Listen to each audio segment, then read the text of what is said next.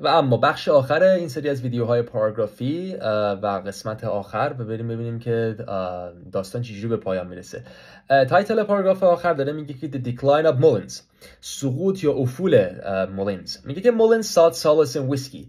مولینز در ویسکی به دنبال تسکین یا آرامش بود، یعنی به سمت ویسکی یا نوشیدنی های الکلی رفتش که خودش رو آروم کنه و اون حالت طبیعی خارج بشه و یادش بره چه اتفاقاتی افتادش. سالس، این ساد گذشته سیک هستش. سالس یعنی به دنبال تسکین و آرامش میگشت در ویسکی. Once a highly respected aspirant for the lightweight crown، کسی که یه زمانی مدعی خیلی محترمی بود. Respected aspirant یعنی کسی که candidate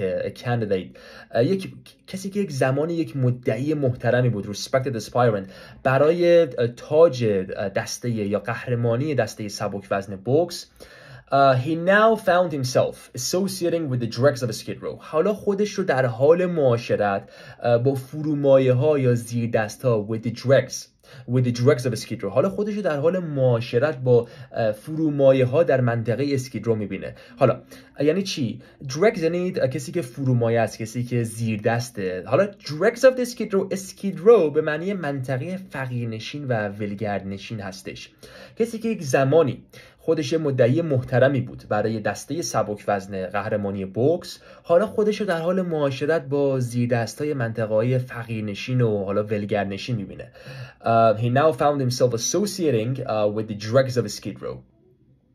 He would work himself into an alcoholic frenzy in which he would trumpet scurrilous attacks on the champ, the old manager, and the judge. میگه خودش رو به یک دیوانگی الکلی زد. Alcoholic frenzy یعنی جنون و دیوانگی و شیدایی حاد رو بهش میگن frenzy. Alcoholic frenzy یعنی دیوانگی الکلی خودش رو رسوند و در اون حالت شروع به فریاد زدن کردش. He would and in which he would trumpet scurrilous attacks و شروع به فریاد زدن کرد به انجام حملات توهین‌آمیز زننده. scurrilous attacks یعنی حملات توهین‌آمیز و زننده‌ای که انجام میشه.